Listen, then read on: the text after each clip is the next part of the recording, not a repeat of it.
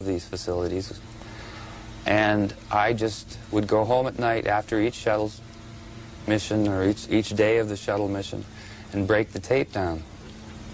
And I just found myself in the unique position of having the means to do it. I was in a position to do it, and I had all the motivation. The second the shuttle countdown began, I recorded, and I stopped recording when it was at a full stop. Right. So it was a pretty demanding exercise. Well, you obviously... the SDS 61, which was the Hubble Space Telescope mission, was 36, I seem to recall, 36 tapes with 8 hours per tape. So these are, you know, you just had to keep going. Some flights are 5 days, some are 11 days, 14. The Hubble Space Telescope mission, I chose that mission, not because I knew about a CCD camera or anything. I chose it because NASA had decided to make this the showcase mission. It is a very important mission. The Hubble Space Telescope is the very most delicate and important thing, and these gentlemen were going to spacewalk for 7 days and fix it. So right. It was even interesting for me to just watch them work in this environment. And from the very first moment, the first download came, I found our spherical phenomena. Did you set out to try and find the phenomena, or did it start off as a sort of self-education exercise in watching the mission footage? It was everything. It was a self-education thing. It was a curiosity of why no one from the year 1991 till 1994 had bothered to look at any other footage.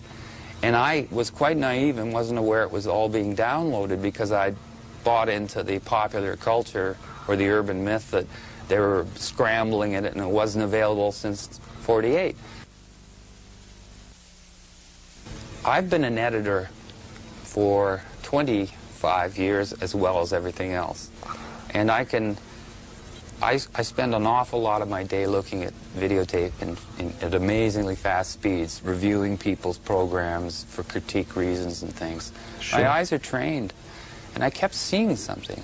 So when I started breaking the frames down, I found you still couldn't find it. You'd go from this frame to this frame, and there'd be a quick movement.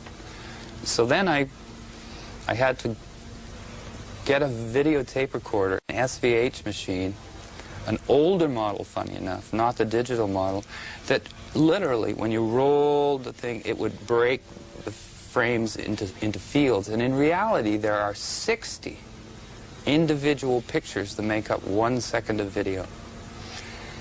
And that's when I found them. So you were finding these on one of those 60 frames? I found, in fact, the first one I found, I only found one. Right. And then I thought, well, I should be able to, if this is real, I should be able to do it again. And then I found 2. And it just went from there. What should we really be seeing? How did you know that we were looking at something that was that shouldn't be there, that was unusual? I mean... Well, the first thing is that in my career, usually in 1 second of video, no movement happens. You can look at 60 frames and, you know, the way the movement goes, not very much happens. It's not like those flip things where the little Sure. thing moves when you flip the pages. Literally in 60 of those, nothing happens. Something was happening literally between 1/30th of a second and 1/30th of a second, because there's 30 frames per second. So it was just sort of a, let's look at this. And when I found it was in a scan field, and then the way it works is it scans and scans very fast. But the phenomena seemed to have disappeared by the second scan. So it was moving very fast? Very fast. So being a manager and being in charge of a television station, part of my staff is a technical staff. So I started consulting our technicians on to destroy my discovery. I wanted them to tell me that they could You wanted be to hoaxed. critique it as heavily as you could. I wanted them to tell me this somebody could fake this. You can't. Then I took the sample to make a long story short, eventually made it up to the scientific community and to a think tank and a behavioral lab and physicists and astrophysicists. And they kind of, you know, just they just humored me at the start. By the end of our meetings, they had their hands on the control. They were running up to the screen, and they were holding meetings. They broke the entire pixelization process down and found it was still there.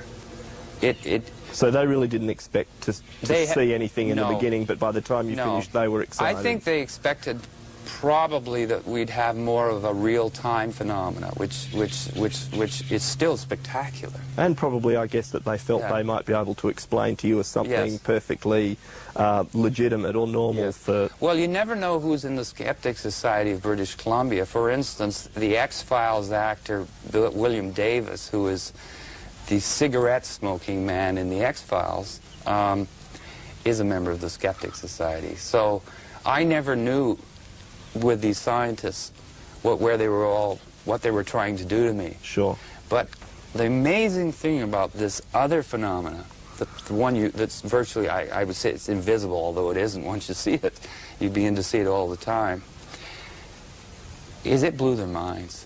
It blew their minds. Did they offer any explanation for what they thought it might be?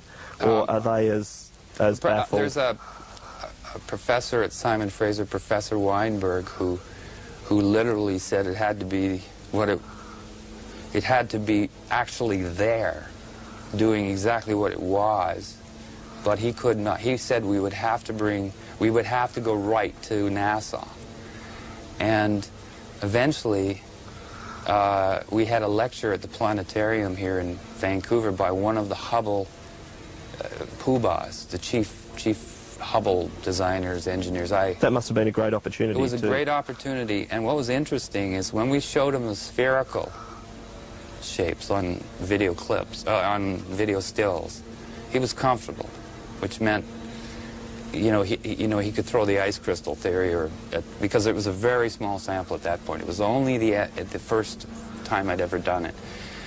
At that point, he confirmed that what you were showing him were ice crystals, or...? No, he just thought that was basically...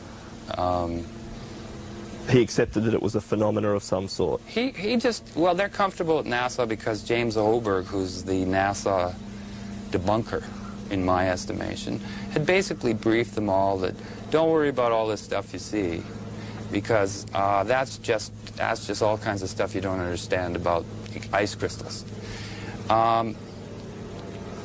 So he didn't have any, it was the Hubble fellow at the planetarium after the lecture with the head of the planetarium.